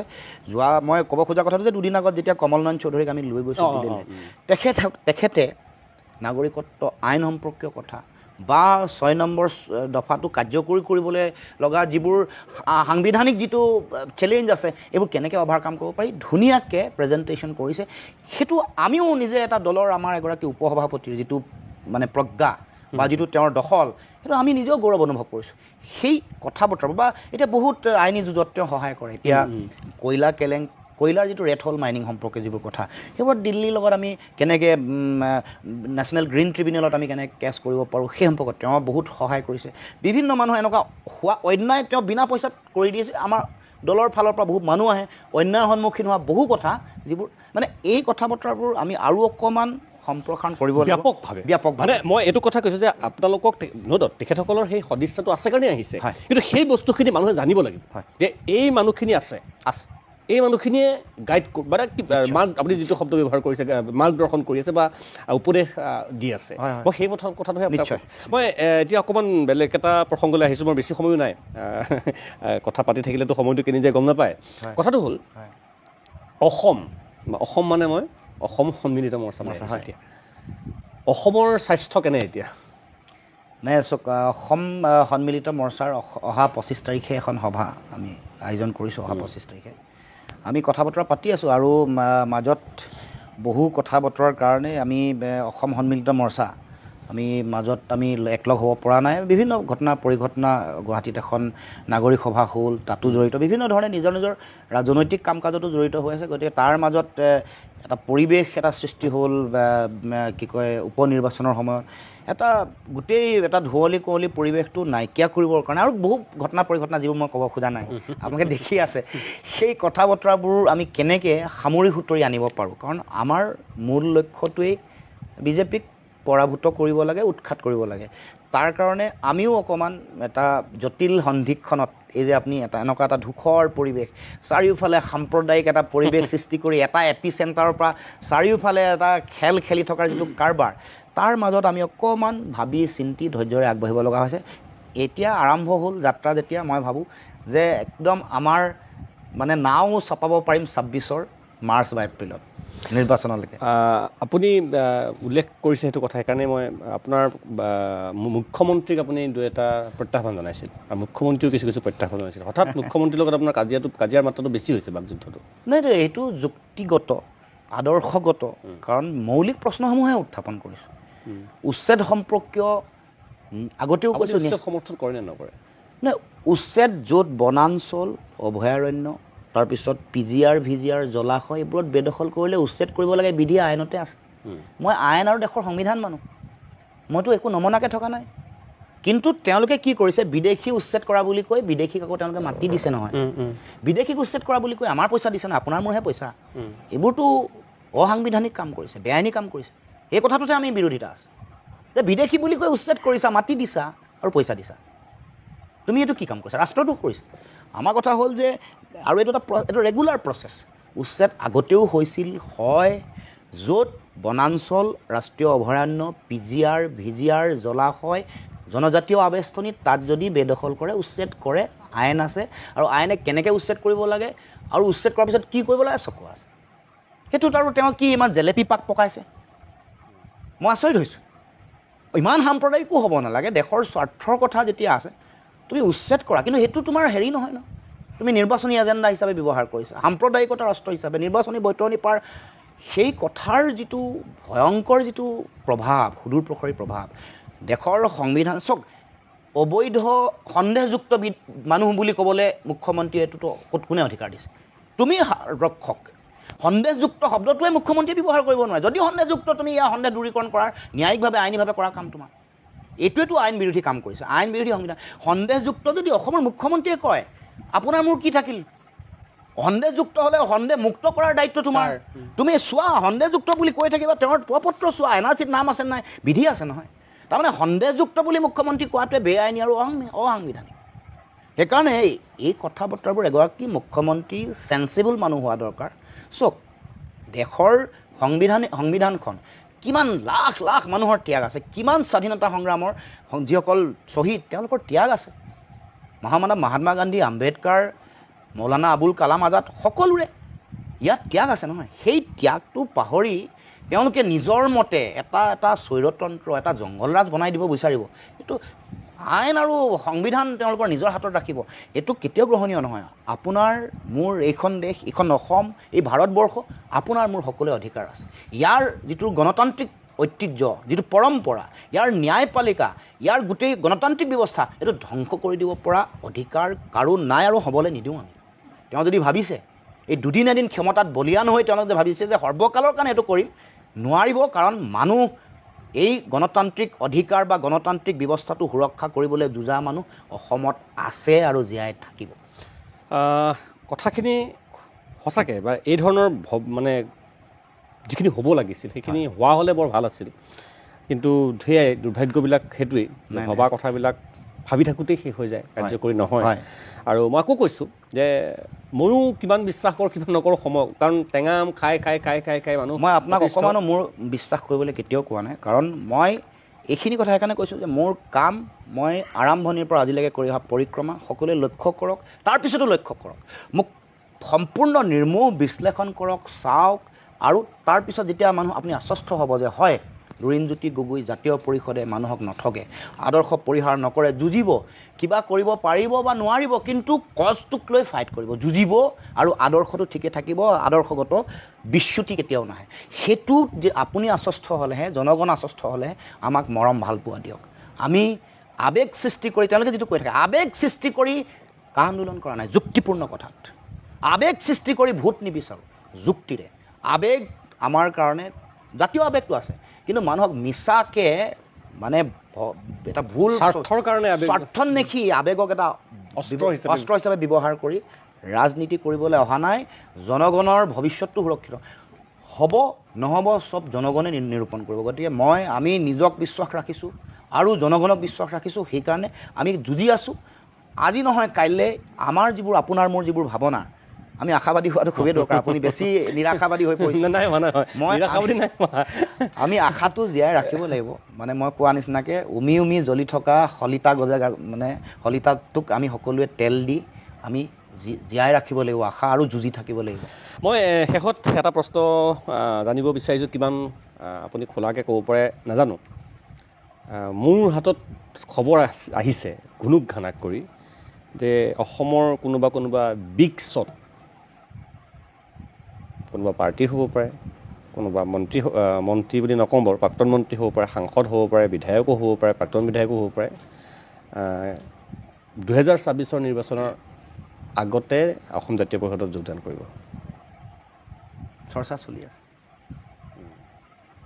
আশাৰ বতৰাও আছে। একেবাৰে ভুল খবৰ নহয়, মানে আশাৰ বতৰা আছে, আৰু আমিও আশাবাদী। সময়তহে ক'ব পৰা যাব। নিশ্চয় নিশ্চয়। কিন্তু চৰ্চা আৰু আশা দুয়োটা আছে। লুৰিণজ্যোতি গগৈ, ধন্যবাদ জনাইছোঁ এইখিনি সময় দিয়াৰ বাবে। মই আকৌ কৈছোঁ যে দৰ্শকসকলে আমাৰ অনুষ্ঠানটো চাই কিমান আমাক আপোনাক বিশেষকৈ মোৰ প্ৰশ্নখিনি বা আপুনি উত্তৰখিনি কিমান গ্ৰহণ কৰিব পাৰে মই নাজানো, কিন্তু আপুনি যিটো কথা কৈছে ময়ো সেইটো আহ্বানেই জনাইছোঁ যে বিশ্বাস কৰিব নালাগে আপোনাৰ, আপুনি কোৱাৰ দৰে দেই, ময়ো মোকো তাত লৈ আনি, কাৰণ ময়ো কথাখিনি 100% বিশ্বাস কৰিম নকৰিম এই দুধুৰ মুধুৰত থাকিব লগা পৰিৱেশ এটাৰ সৃষ্টি হয়। গতিকে দৰ্শকসকলকো কৈছোঁ যে চোকা নজৰ ৰাখক, অবজাৰ্ভ কৰক, পৰ্যবেক্ষণ কৰক, আৰু তাৰপিছত ল'বলগীয়া সিদ্ধান্ত নিজে লওক। সেয়া আছিল লুৰিণজ্যোতি গগৈ, অসম জাতীয় পৰিষদ, অসম চুক্তি, অসমৰ প্ৰেক্ষাপট, অসম জাতীয় পৰিষদৰ নেতৃবৰ্গৰ শেহতীয়া দিল্লী যাত্ৰাক লৈ আমি কিছু কথা পাতিলোঁ। আমাৰ প্ৰশ্নসমূহ শাসক পক্ষই সামাজিক মাধ্যমত কৰা প্ৰশ্নসমূহ, বিভিন্নজনে কৰা প্ৰশ্নসমূহ আমি তেখেতলৈ আগবঢ়াই দিছিলোঁ, তেখেতে উত্তৰখিনি দিছে। তাত আপোনালোক কিমান সন্তুষ্ট সেয়া আপোনালোকে জানিব, কিন্তু আমি ক'ব লগা আৰু কৰিব লগা প্ৰশ্নখিনি কৰিছোঁ, তেখেতে উত্তৰখিনি দিছে। এতিয়া বাকীখিনি সকলো ৰাইজৰ ওপৰতে নিৰ্ভৰ কৰিব। আজিলৈ নিউজৰ পৰা বিদায় লৈছোঁ, ধন্যবাদ। পৰৱৰ্তী